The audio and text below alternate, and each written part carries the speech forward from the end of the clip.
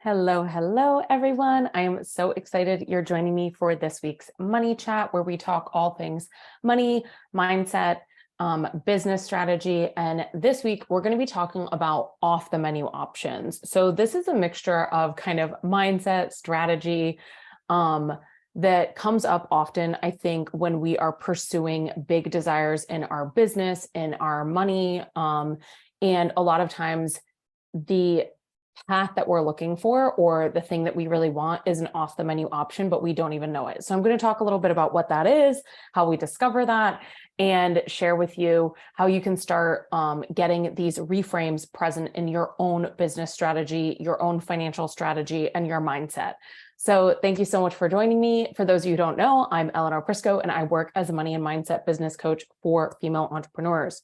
So jumping right in here. What is an off the menu option? An off the menu option is one of those times when you're looking at a situation and you are only kind of seeing option A or option B. Okay, so for instance, this is something that arose for one of my clients last week, and it's arisen for my clients time and time again, and for myself, of like not seeing the off the menu option, right? So she's looking to expand, to hire a team. And it was like, oh, I either need to, we're midway through the month, and I either need to hire this person this month and start the onboarding process, or I have to put everything on hold and hire them next month, right? And there is, no way, like, looking at the overhead cost, because I'm already paying my current team, and I was looking at this person potentially replacing that team member, right? Like I'm going to have a double cost situation, and it makes me feel a little nervous or sticky, right? Because of course, taking the leap of hiring team can be a big move in your business, and it's something that's super, super exciting. The same could be said, right, for when you decide to make a big financial decision, such as buying a car, or, buying a house, or traveling abroad, or deciding to move abroad, like myself, right? So the big thing here, right, when we come to off the menu options, is when we're looking at the options in front of us and none of them like feel 100% good. It feels like we're going to need to compromise in some areas, right? And what I want to invite you into here is actually taking a look and seeing like, oh, what am I not seeing as an option here? Or what is it about my mindset that's telling me is not available to me, right? So when I look at, what's in front of me, such as hiring this new person on my team and needing to have, double overhead pay for the month, right?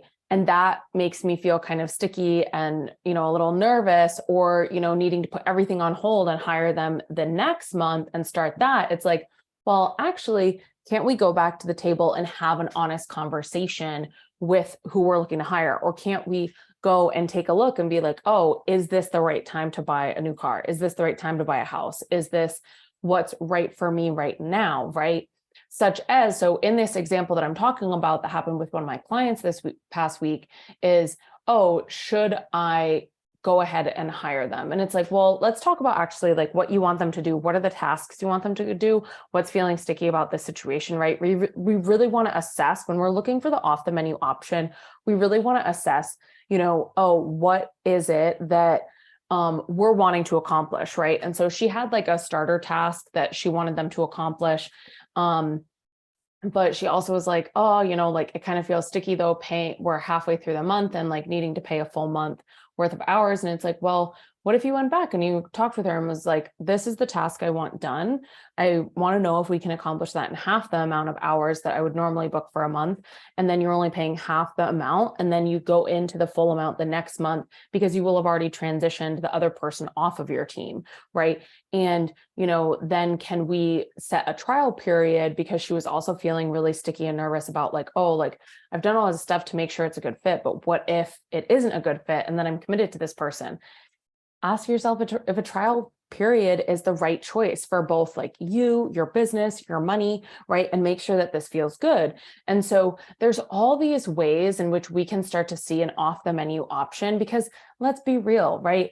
The thing that is never on the menu is the special. And like, your girl loves going out, right? And finding a special item right at a restaurant. So like the thing that's never listed is going to be the special. So I really want to invite you into, when it comes to your mindset, when it comes to your business strategy, when it comes to your financial strategy, thinking through, oh, what is the off the menu option, right? And a lot of times it comes back to meeting us where we are right now. And this is especially true a lot of times in our financial strategy, right? Because we can say like, oh, we're not allowed to experience some version of financial stability that we see in that futuristic vision of ourselves, such as, a certain number in our savings account, or even contributing to our savings, contributing to retirement, contributing to, a down payment for a house, or traveling, right? We tell ourselves that, we're not allowed to experience that right now because we can't get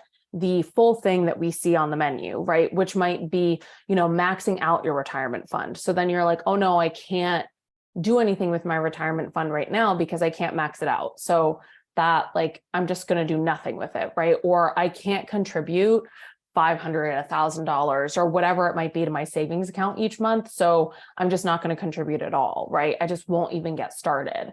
And so a lot of times the item that is the special will be you getting started right now, right? It kicks us out of that stalling out energy, right? Which can very much be a trauma response for many of us. If we're in a very activated state or we're overwhelmed by decisions, it can be a little bit of a trauma response, right? We can be in freeze. We can be like, oh my gosh, I feel so overwhelmed by the decisions to be made that I will make no decisions at all.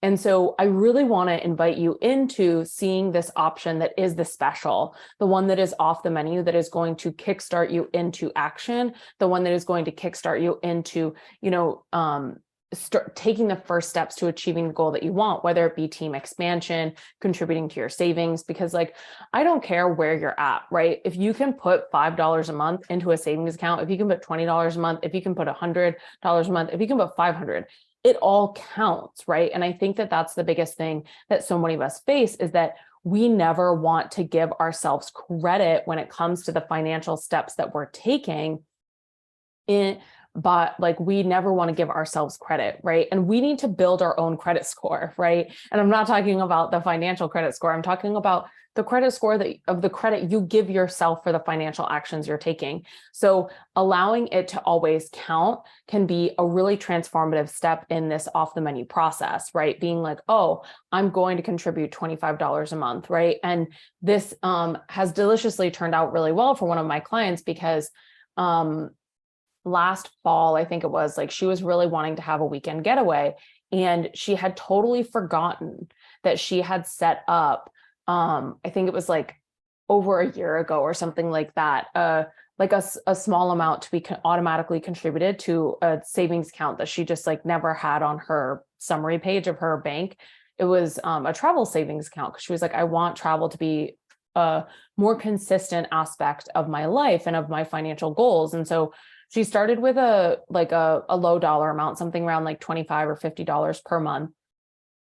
And she just continually contributed to it, right? Because she was just it was happening automatically. She kind of forgot about it. It wasn't on her summary page when she was doing her money dates, but then she was really craving a getaway, and she went ahead and started looking at her finances. And then she realized that she had $500 in a savings account, and doing a weekend getaway was totally within her realm of possibilities. It was within the realm of possibility, because she had been doing this activity that she didn't even realize that she was doing, right? That it was this off the menu option of her finally saying yes to her financial desires, her saying, yes, this is worthy for me to give attention to. This is worthy for me to contribute to now. I don't need to, be perfect about it, such as what I talked about in my last video around all perfectionism and how that can really trip us up, but decide to find the off the menu option that gives you the permission to start taking action now, right? And start moving the ball forward, and not just kind of stall out in inaction, indecision, and feeling overwhelmed, right? You have the ability to, navigate your overwhelm, and you have the ability to navigate these emotions. And so it's really about, what is this off the menu option when it comes to your financial desires? So let me know some of the financial desires you have in the comments below, right? And let's see about what the off the menu option is, right? So a lot of times, how this has come up for my clients, as I've shared, right? It was, they wanted to hire a team and they were not seeing how they could get someone to start now because they had already paid their team for this month. And this person would be replacing a number of those tasks. It would kind of be consolidating things down and having someone that was more available and then being able to be more trained on a number of platforms they use, right? And so they were not seeing like, oh, I could actually have them start now, do fewer tasks, be able to take on the additional overhead expenditure, right? And then we'd be able to roll off the other team members by next month, and I would be able to not experience the financial stress that I was, right? And so it can be really transformative when we start to see these off the menu options, right? Or for instance, oh, I can't start saving now, where it's like, actually, can you start saving now? Can you start contributing a small amount when it comes to retirement, right? You may be looking at, well, I only want to be able to contribute the max. Well, I think that is a beautiful, gorgeous desire, but like the best thing that you can do right now is start contributing, that $20 a month, $50 a month, whatever it might be for you, that's right for you. It's starting where you're at right now, choosing this off the menu option. That's not like, oh, well, because I can't do the max amount, then it doesn't count and I shouldn't pursue it. Right. So it's like, oh, what does that look like? The same goes for savings. The same goes for purchasing a house, right? You may be thinking and creating this entire checklist, right? This entire menu of how it needs to be or what your options are for purchasing a house. And you may be thinking, oh, well, like I need to have 5 years of financial records in my business. I need to have, made profits, like high profits each of those years. I need to have, I'm trying to think what else like might be checklists that happen. Oh, I need to have zero debt. I need to have an extremely high credit score. I need to, not have any loans at all. I need to have paid off my student loans, right? And these are all things that like we believe are on like check boxes on the menu that we need to check off before purchasing a house. However, have you actually gone to the bank and had them like assess you as of like financial investment, right? Which would be the situation in a mortgage, right? That's what happens with a mortgage. They are assessing how likely is it that this person's going to be able to afford to pay us back, right? And so the whole thing is this has happened for my clients time and time again, right? It's like, actually, they didn't need 5 years of financial records.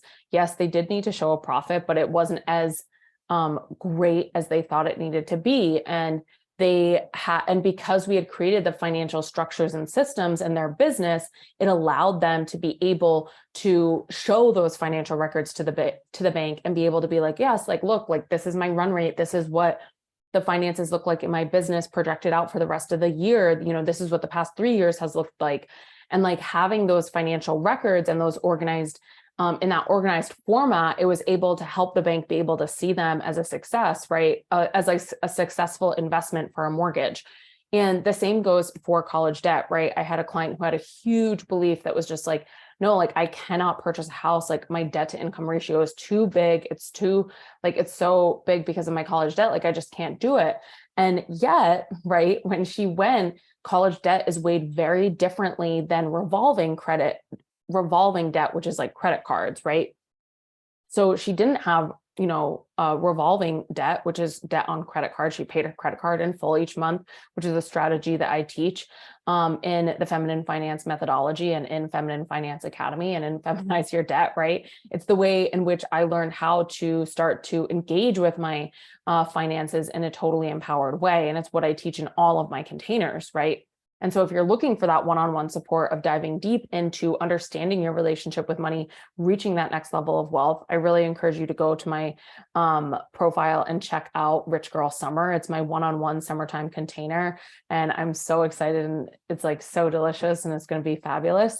So if you're looking for that one-on-one support around your business, around your money, around your mindset, and wanting to have that one-on-one support, definitely go check out Rich Girl Summer, because there's only 3 spots available and it's like absolutely delicious. So, but this goes back to the thing of like starting to see there are off the menu options when it comes to your financial desires. There are off the menu options when it comes to, your business strategies. There are off the menu options when it comes to the expansion of your team, right? There's all these things. And this can also be said, right, for instance, with business strategy, because I'm just going across the board, right, kind of sharing, mindset, money, and let's talk about a business strategy, right? We can be thinking, I had a client who she really was not about social media, and she was slowly building an email list, however, and she just like really was turned off by a lot of social media. And it can be hard, right? It can be hard to start your business and be like, oh, I need to constantly be posting, creating content, putting these things out there,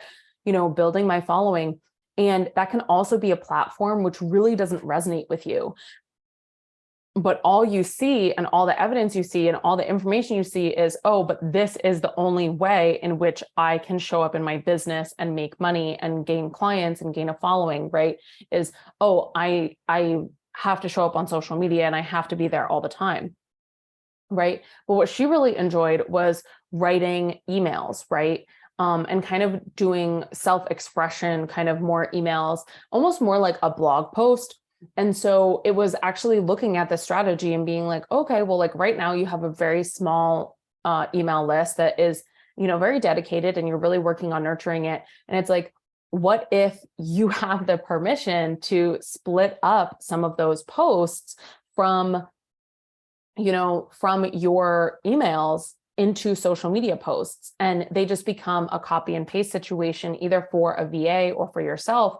But like, what if you have the permission to just email your audience, right? What if you have the permission to not be everywhere all the time, right? What if you actually are allowed to just pick one platform that feels really good for you, and that is the strategy that's going to work and support you and honor you, and like that is what you need to pursue, right? And I think that this is a huge trap. And let me know if you've fallen into this on your entrepreneurial journey, right? In the comments of like, if you think you need to be everywhere all at once, and really what needs to be done is you need to pick one channel. You need to like be consistent with that. You need to like email your audience if that's the channel. You need to post your blog posts if that's the channel. You need to be on Instagram if that's your channel. You need to be on Twitter if that's your channel. You need to be on Facebook if that's your channel, right? Of course, there's like some big things to talk about when it comes to creating a better strategy when it comes to the creation of content that then is able to be repurposed over platforms, right? Because of course, when we're talking about Instagram or Facebook or Twitter or TikTok, like those things don't always necessarily live forever. So picking a forever platform to start your content can be really helpful, right? But that's not how I did it, right? I did that in reverse. I started out with Facebook. I started out with borrowing audiences in Facebook groups and expanding into other platforms. And so I think it's like really transformative when we start to see, oh, what are these off the menu options of what happens when we actually give ourselves permission to say like, oh, I'm allowed to follow what feels good for me. I'm allowed to say like, oh, this doesn't feel that great for my nervous system, right? Such as, paying twice the amount for team this month. What is the other option I have, right? Or actually, I don't want to wait to purchase a house. I don't want to wait to start building up my savings. I don't want to wait to start paying off my debt. I don't want to wait to start doing all these things. And like, then what is the off the menu option that we're not necessarily considering here? So this is a huge shift that can happen in your mindset. And I really encourage you to start thinking through like, when you're looking at your financial desires, when you're looking at your business desires, when you're looking at your business strategy, and you find that it's not feeling good, right? That it's not feeling good for you, and that you kind of have been maybe squishing yourself into a box that wasn't built for you. Where can you give yourself permission to uncover, oh, what is the off the menu option here that I'm not seeing, right? What is this special? What is this delicious thing that like no one ever tells you about that's on this secret menu that I'm not necessarily being aware of? And like open yourself up, right? Create an open mind and discover what is that for me. So let me know in the comments if this has helped you in any way, or if, it's really been an aha moment of like, oh, there are all these ways that I can actually uncover an off the menu option for myself. Let me know in the comments. I'd love to hear from you. And if you want to definitely be notified whenever these live streams come up, and these videos get posted, go ahead and subscribe to my channel or my account, go ahead and follow through and make sure those notifications are turned on. Go through and like some of the videos and posts so that it supports the algorithm in helping you see my content more frequently. And definitely drop a comment and let me know what of this resonated with you. Have you always been searching for the off the menu options? Is this a new concept to you? I'd love to hear from you in the comments. With that, I'll talk to you later. Bye.